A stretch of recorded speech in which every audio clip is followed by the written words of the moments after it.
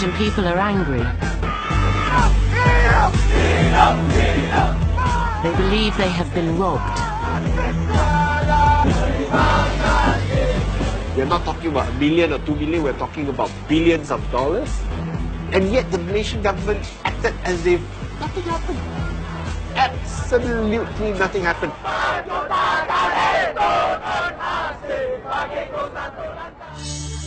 The money has gone missing from a company called 1MDB.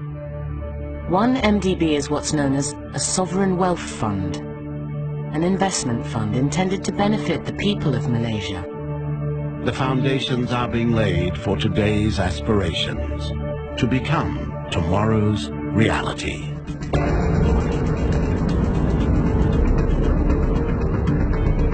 Tony Pua is an opposition MP. He spent the last 8 years trying to find out what happened to the money invested in 1MDB. I thought it was really strange for the government to set up a company and borrow about $1.2 billion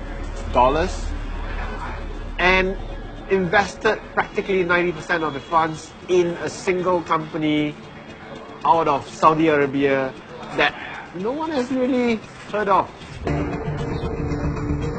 That company was called Petro Saudi. Its co-founder was the 7th son of a Saudi king, Prince Turki bin Abdullah. And if you do a bit of digging, you realize that the company was set up barely 3 or 4 years ago and is run by a guy who is no older than 32 years old. And it's like, what?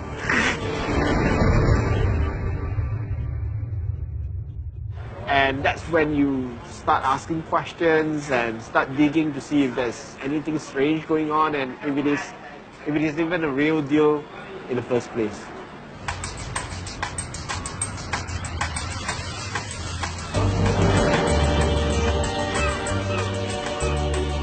The story of 1MDB's first deal begins in the Mediterranean.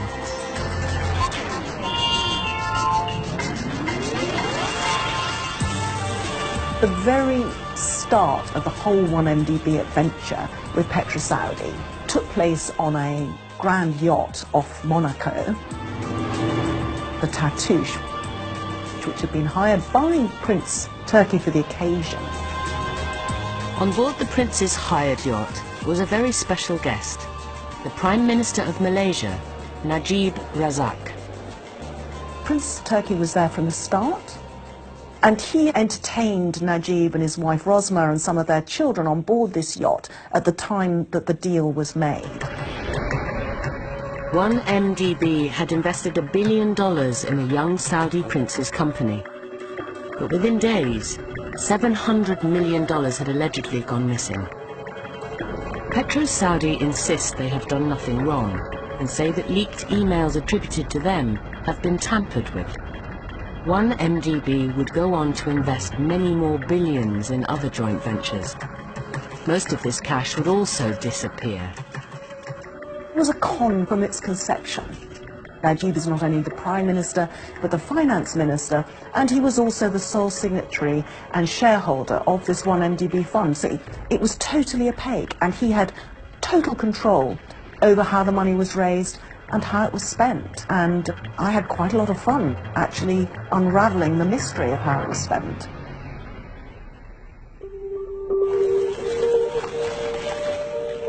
The Malaysian people were left with nothing, except huge debts.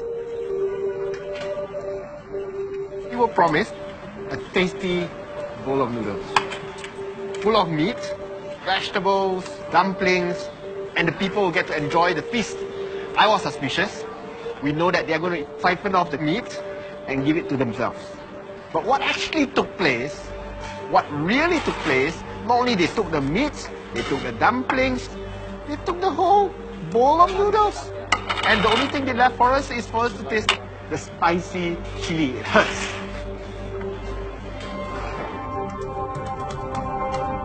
But the Malaysian Prime Minister fared slightly better, according to leaked emails. What they told me was that $681 million had been transferred into the Prime Minister's personal account in March 2013 as part of the 1MDB supposed joint ventures of that time. Nobody believed it when it first happened. Why would the Prime Minister be so stupid as to transfer that big an amount of money into his personal bank account? No, when I met people on the streets, they were asking me, nah, that's false news. But later on, we discovered it was true.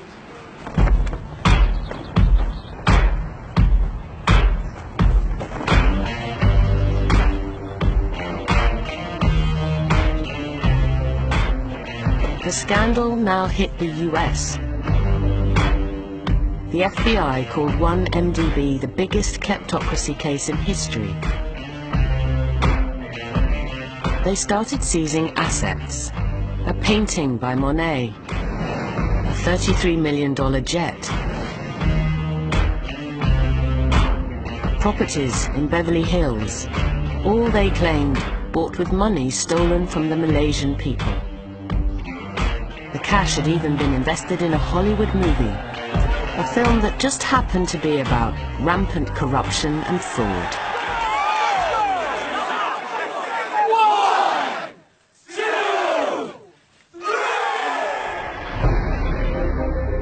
The FBI says it is still investigating.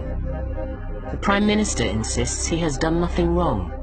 The $681 million in his account was a gift from a different Saudi prince, most of which he had already returned.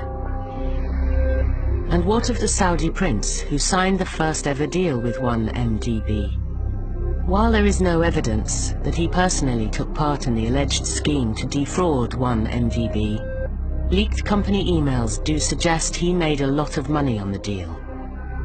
All Turki Bin and Davla knew was that he was getting a vast commission for what was involved here. After the initial payment into PetroSaudi, $77 million was transferred to Prince Turki.